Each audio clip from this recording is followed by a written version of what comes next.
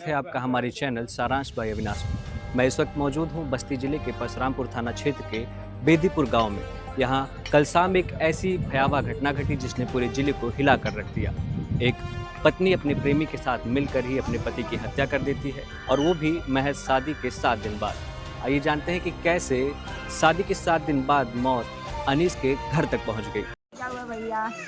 मन के तीनों जने पैसा नतीजा करत हमार बेवा चटपटाई कर रही के भैया ये घर बेवन मां।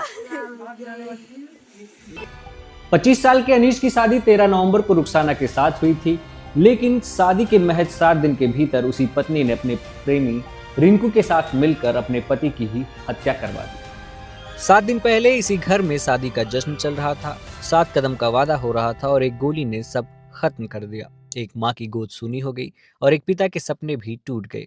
पूरे गांव का माहौल अब मातम में बदल चुका है। यह मौत सिर्फ एक हत्या नहीं बल्कि एक धोखा भी है, जिसका दर्द अब सालों तक इन घर की दीवारों में गूंजती रहेंगी।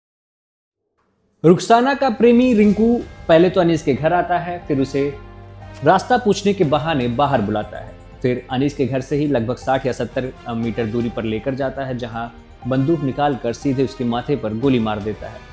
गोली की आवाज़ सुनकर थोड़ी दूर पर दुकान कर रहे गांव के ही एक चाचा भाग कर आते हैं और बताते हैं कि जब मैं मौके पर पहुंचा तो देखा अनीस पूरी तरह से बेसुध पड़ा हुआ था।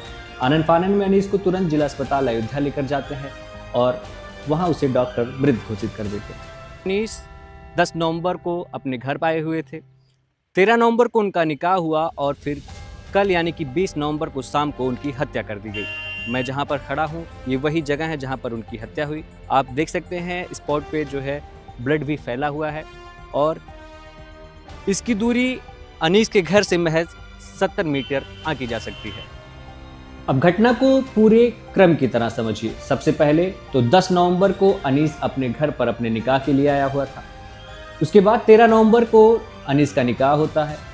फिर 19 नवंबर को उसकी पत्नी रुखसाना अपने मायके जाती है, जहां पर वो अपनी प्रेमी के साथ इस हत्या का पूरा प्लानिंग करती है।